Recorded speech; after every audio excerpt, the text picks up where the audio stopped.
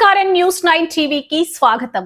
అవినీతి తిమింగలం గుట్టు రట్టు గనుల శాఖలో కళ్ళు చెదిరే అవినీతి భాగోతం. ఏకంగా 70 కోట్ల అక్రమ ఆస్తులు. వరంగల్ గనుల శాఖ డిప్యూటీ డైరెక్టర్ బొజ్జ జయరాజు అవినీతి సామ్రాజ్యం చూసి ఏసీబీ అధికారులే షాక్ అవుతున్నారు.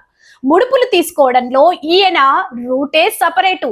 ఇసుక దందా ద్వారా వచ్చే పాపపు సొమ్మును ఏకంగా తన డ్రైవర్ అకౌంట్ నుంచి కన్న కూతురి ఖాతాలోకి మళ్లించిన మాస్టర్ మైండ్ ఈ జయరాజు. మొత్తం 8 ప్రాంతాల్లో ఏసీబీ అధికారులు ఏకకాలంలో జరిపిన దాడుల్లో దిమ్మదిరిగే నిజాలు బయటపడ్డాయి.